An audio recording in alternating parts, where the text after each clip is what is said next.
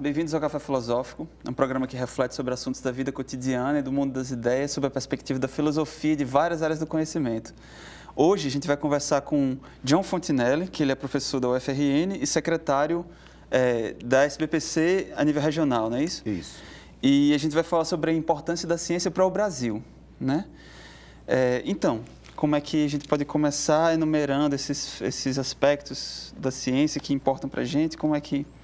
Bem, a sociedade hoje do século XXI é uma sociedade dependente da ciência e da tecnologia, em vários momentos. Desde o processo educacional, algo bastante simples. A educação hoje ela é baseada na ciência, ela é baseada na ciência da educação, na pedagogia, ela é baseada também na neurociência e ela tem tido vários avanços. Está havendo uma grande revolução na educação por causa da contribuição das áreas biológicas da neurociência, por exemplo.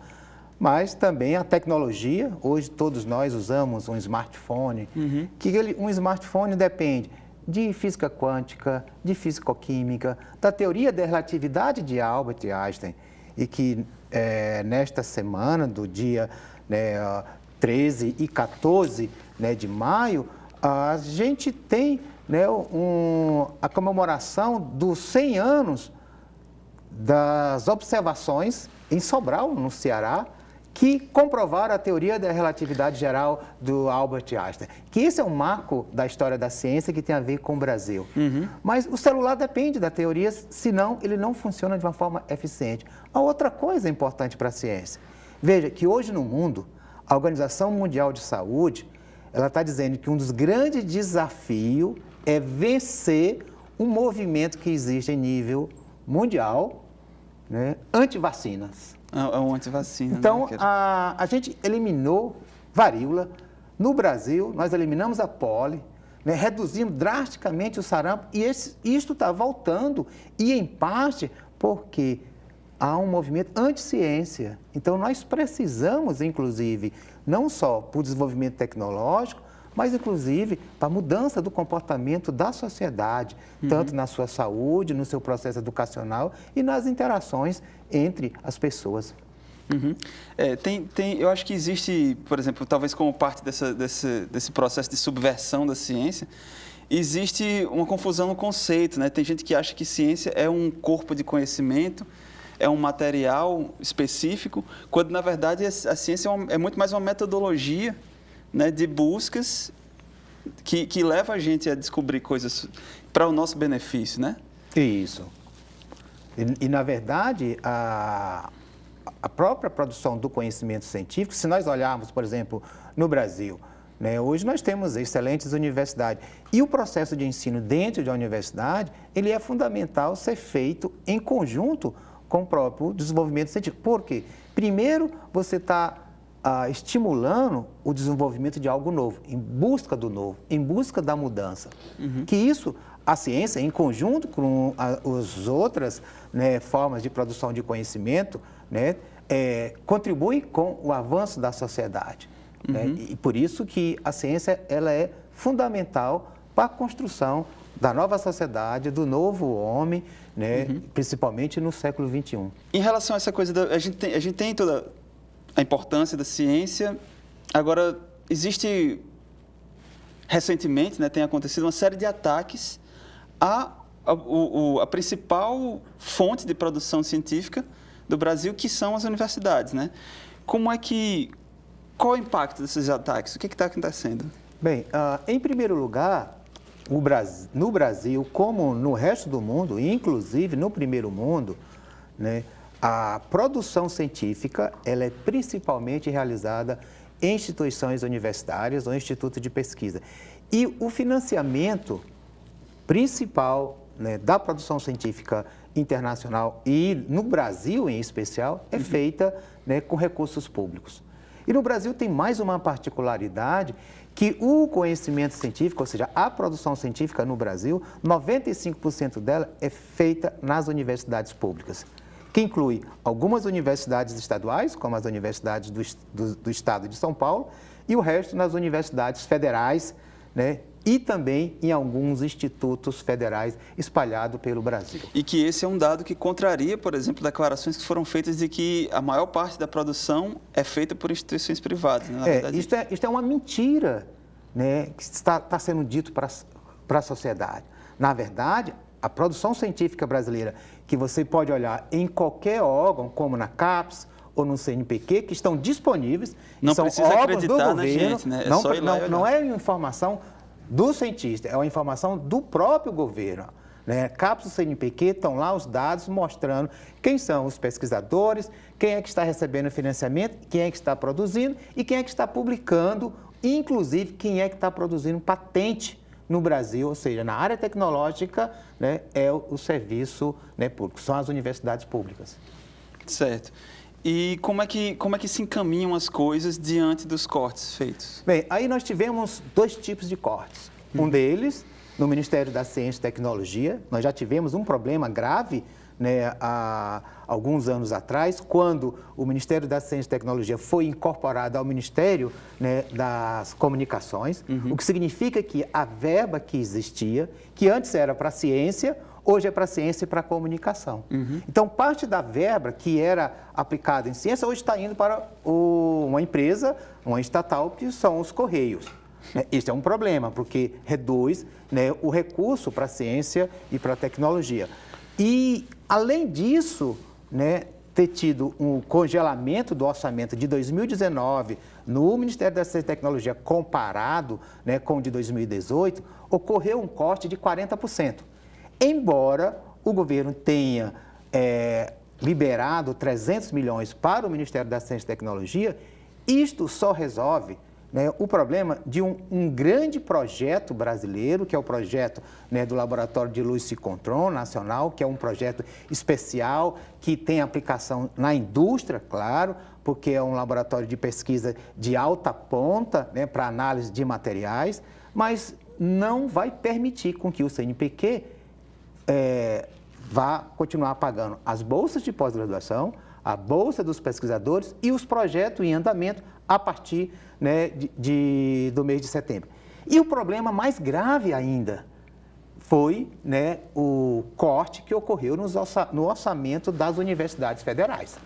Porque a principal produção científica no Brasil, ela ocorre nas universidades federais. E com corte que exatamente tira, né, recursos que vão para o pagamento de água, luz, segurança, que é fundamental, ou seja, eu recebo a raiz do funcionamento, né? Claro, eu recebo dinheiro do CNPq, eu recebo dinheiro, né, de fundações internacionais para manter o meu laboratório. Mas quem paga a luz, o ar-condicionado do meu laboratório, né, é a universidade. Quem paga, né, a água que eu preciso para limpar material, né, do laboratório é a universidade. Sem isso, eu deixo de fazer experimento. Então, o corte que o governo fez, tanto no Ministério da Ciência e Tecnologia como, né, no Ministério da Educação, né, que é o corte específico nas universidades federais, ele está inviabilizando a produção, né, da ciência, ou seja, a produção de conhecimento, a atividade científica no país. Que é o que realmente acontece nas universidades, ao contrário de declarações sobre balbúrdia, etc. Exatamente. Que eu, como indivíduo frequentador da universidade há 10 anos, nunca vi. Né? Agora, é importante saber o que é que está sendo feito, né? Qual o posicionamento, por exemplo, você como secretário da SBPC e os contatos que estão sendo feitos, como é que está? Olha, a gente tem, né, as ações em nível nacional, que nós temos a Academia Brasileira de Ciência, a Sociedade Brasileira para o Progresso da Ciência, a SBPC, a ANDIFES, que é a Associação Nacional dos Dirigentes das Instituições de Ensino Superior, né, que são o conjunto, né, das universidades federais. Essas três entidades criaram, né, uma que nós chamamos de iniciativa, né, pela ciência e tecnologia para atuar no parlamento, basicamente no Congresso Nacional. Então, essa frente, ela tem como objetivo, ela é um movimento que pode ser que no futuro ela se transforme numa organização social, né? Então, esse movimento ele está trabalhando junto ao Congresso Nacional com o objetivo de aprovar normas que garantam recursos, né, para, né, as universidades, né, para ser investido em educação, em ciência e tecnologia. Por exemplo, existe um fundo no Brasil que foi criado logo depois da Constituição de 88, que é o Fundo Nacional de Desenvolvimento Científico e Tecnológico. Então, boa parte dos produtos que qualquer cidadão compra, ele paga imposto, e parte desse imposto ele vai para esse fundo. E esse fundo ele é para ser usado exclusivamente em ciência e tecnologia. E o que o governo faz é se apropriar do fundo e não repassa o fundo para as instituições como a FINEP, ou o CNPq, ou a CAPES, para investir realmente em ciência e tecnologia. E aí o que ele faz é esse processo de contingenciamento, né? Fica com, por exemplo, nós teríamos esse ano, a arrecadação no fundo seria aproximadamente 7 bilhões, né? O governo está ficando com 6 e repassando 1 bilhão só para o setor de ciência e tecnologia. Então, existe um projeto de lei no Senado Federal, né? E esse projeto, ele transforma o fundo, né, em fundo financeiro. Ao fazer isso, né, a só mudança disso, ele passa a impedir os governos futuros, no momento não tem esse impedimento, mas no futuro, né, a gente garante que o governo fique obrigatório de pegar esse recurso exclusivamente investir em ciência e tecnologia, que é um recurso que vai para as universidades federais, as universidades estaduais, os institutos de pesquisa, públicos, né, ou privados. Então, essa, né, são uma das ações que nós estamos fazendo. Uma delas é tentar garantir a recomposição dentro do orçamento e acompanhando com muita clareza o que está acontecendo no parlamento. Por exemplo, recentemente o governo lançou a medida provisória, que é a 870, que ele está remodelando, né, os ministérios e tudo. Então, ali tem alguns detalhes que a gente precisa estar acompanhando. Agora foi aprovado, né, na comissão no Senado, né, e o senador que aprovou o relatório, ele transfere do Ministério da Fazenda, né, que agora está sendo transformado em Ministério de Economia, para o Ministério de Ciência e Tecnologia, a criação da política industrial.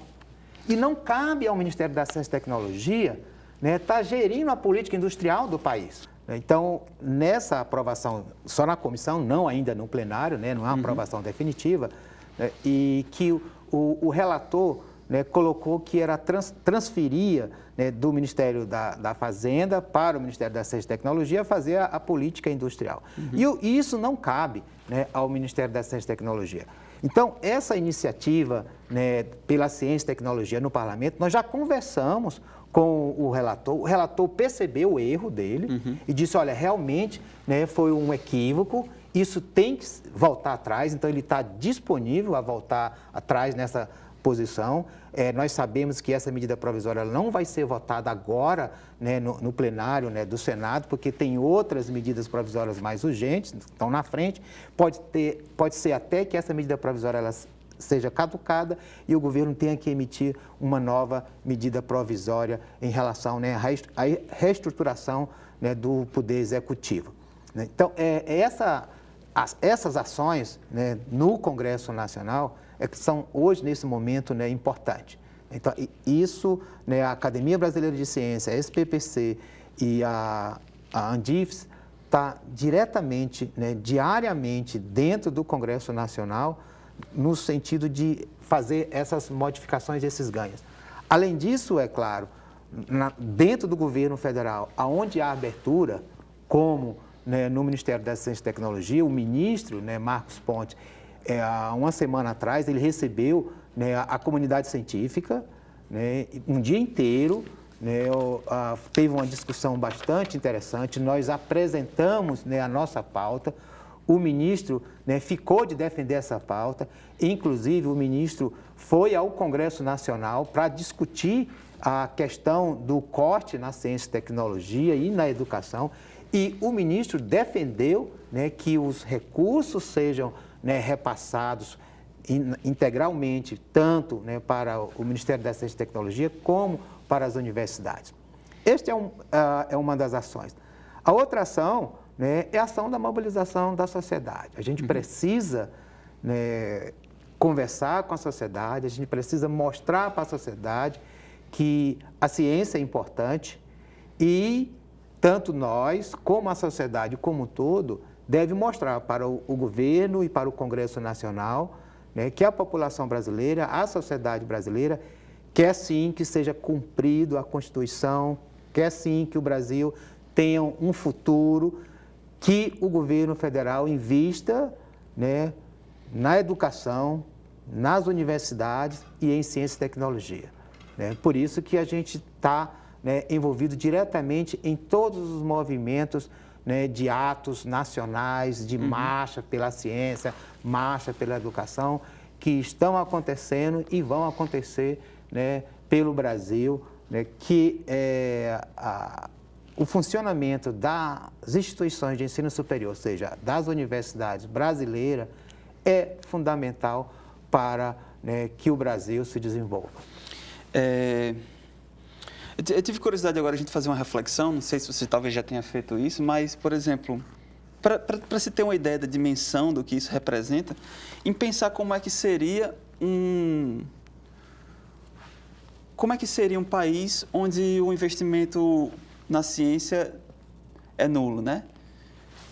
Seria um país extrativista, né? Exportador de matéria-prima? Seria, em primeiro lugar, um país, né, com maior desigualdade social que nós temos. Então, imagina, o Brasil já é um país que, né, tem uma concentração de renda muito grande. Agora, imagina que a maioria da população hoje já não tem acesso ao ensino superior. Nós somos um dos países que tem um menor número percentual de jovens no ensino superior. Menos do que boa parte dos países, né, da América Latina. Isso é uma coisa gravíssima. Então, nós precisamos fazer uma expansão. Embora tenha havido uma grande expansão de vagas para o ensino superior, tanto público como privado, ainda não é suficiente. Nós temos uma dívida gigantesca. Né? A gente precisa triplicar o número de matrículas no ensino superior para ter um padrão semelhante aos países desenvolvidos. Se nós tivermos manter esse corte, né, no orçamento das universidades, né, as vagas que nós temos atualmente, elas vão fechar. O que é que vai acontecer? A grande elite, ela vai continuar, né, tendo condições de pagar as escolas privadas, né, e a maioria da população vai deixar de ter acesso, né, às universidades públicas. Eu fiz, né, universidade numa época bem diferente, né, quando estava terminando a época da ditadura, antes da Constituição de 88, né, a Constituição Cidadã, que garantiu, né, o ensino, né, público para todos. Né? Mas eu só tinha uma opção de fazer, né, um curso superior, daquele curso que eu queria. Era uma única universidade pública que existia. Eu não tinha opção de fazer em vários. Hoje, né, eu tenho uma opção, né, de não só me preparar e, no final, fazer a seleção, né, em vários lugares do Brasil. Sim, isso é ótimo, né? Você faz a seleção e você pode encontrar o seu caminho. Em qualquer lugar. E, além disso, eu tenho ainda mecanismos institucionais em cada instituição de ensino superior pública federal, né, mecanismo de manutenção do aluno na universidade, que é a assistência estudantil, como nós chamamos. E que sem esses recursos, que é exatamente o corte, está acontecendo aí. O corte está acontecendo, né, nos restaurantes universitários. O corte está acontecendo na possibilidade das universidades darem bolsas para os estudantes carentes que vêm de outros estados ou vêm do interior do estado e possa, né, estar atuando na universidade. Né? Isso, né, é algo fundamental. Então, se os cortes mantiverem, né, nós vamos ter um prejuízo social muito grande. Para onde vão esses jovens que não têm condições de ir para uma instituição pública? Só para quem chegou agora, esse é o Café Filosófico. A gente está conversando com o John Fontinelli sobre a importância da ciência para o desenvolvimento do Brasil. E aí você mencionou uma coisa que é sobre a evasão, né? Porque uma das coisas que foi proposta foi que os cursos que tivessem menos da metade da turma se formasse durante um tempo, os cursos seriam extintos, né? O que está em jogo aí, na verdade, é pessoas que não concluem o curso por problemas de evasão e não por problemas de qualidade do curso. Fica parecendo que o curso que não formaram-se muitas pessoas não é um bom curso, quando, na verdade, o que falta é um pouco mais de investimento na manutenção do aluno, não é isso? Isto é um problema, né? E a gente tem que olhar com muita calma, porque os dados mostram, inclusive, duas coisas importantes. Primeiro, é que há uma grande evasão nos cursos das escolas, das faculdades privadas, porque o aluno acaba não tendo condição de pagar e ele evade.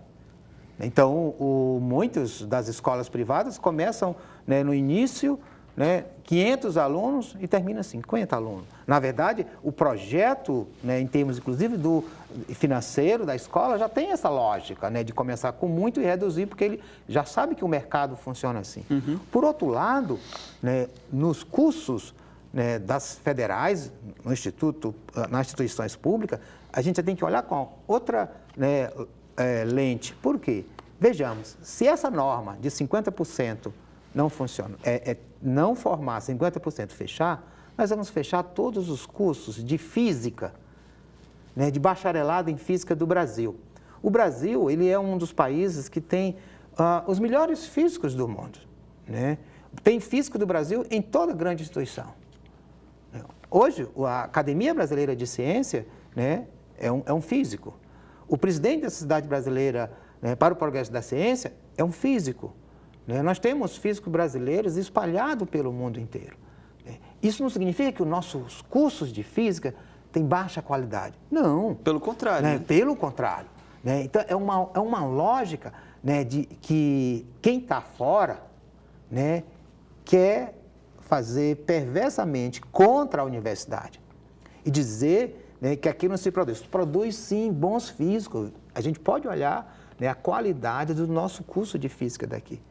Isso não implica que eu possa até abrir 30 vagas e estar formando 10 excelentes físicos que estão, né, em colaboração lá com Harvard, ou que estão em colaboração com Stanford, ou estão com colaboração com Paris, ou Suíça, ou qualquer outro, né, país. Então, acho que essa, né, é uma leitura muito simplificada de dizer simplória, que eu né? tenho que garantir que tem que ter formação mais de 50%. E só para encerrar, que a gente já tem muito pouco tempo, mas talvez fosse interessante ver a relação, por exemplo, entre a quantidade de pessoas com um curso superior e a produção do país, o PIB do país. Por exemplo, você tem um país como a Alemanha que, ao contrário do Brasil, fez uma injeção de investimento nas universidades. Né? Você tem os países, por exemplo, com melhor qualidade de vida e eles têm uma grande quantidade de pessoas com curso superior. Né? É claro, né? Assim, se você for olhar, né, os grandes países, né, os países desenvolvidos hoje, né, embora o Brasil seja, né, a 8ª economia do mundo, mas realmente os países desenvolvidos, uma das coisas fundamentais foi o investimento em educação. É o que se faz no Japão, é o que se faz na Coreia, é o que se faz na China. A Coreia, inclusive, deu um salto. Com o investimento em educação, ela deu um salto imenso. É né? o que faz a China, é o que fez a Alemanha, é o que fez a França, é o que faz os países nórdicos, é o que faz a Inglaterra. Né? E vejam que você vai na Alemanha, você vai na França, você vai na Inglaterra, você vai no Japão, né? As universidades são como templos, né? São adorados por todos, né? Porque há uma valorização do Estado, do governo e da sociedade por uma instituição fundamental. Né? E não só há uma valorização da instituição, como há também uma valorização daqueles que fazem, né, ou fizeram, né, a instituição. Que é isso que precisamos deixar muito claro. Né? Não há só um ataque em relação a retirar recursos, né, das universidades. Estão tentando tirar não só recursos, mas tentar tirar a história da universidade. Por exemplo, esse ataque que se faz hoje a Paulo Freire é um ataque à educação brasileira, é um ataque à ciência brasileira. É um ataque à educação internacional, porque Paulo Freire é um representante da educação internacional. Então, assim, Paulo Freire é um cientista da área de humanas. Na hora que o governo diz que vai reduzir recursos para pesquisa e educação na área de ciências humanas, isso é um absurdo.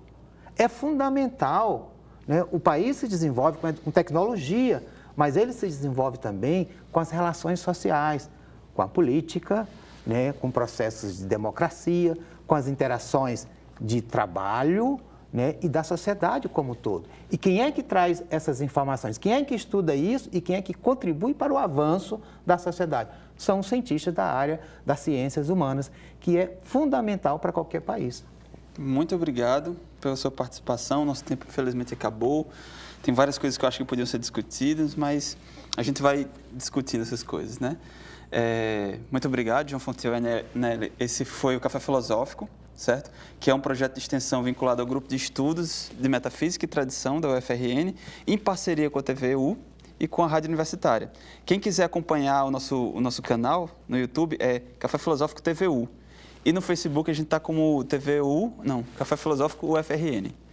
É isso, até a próxima.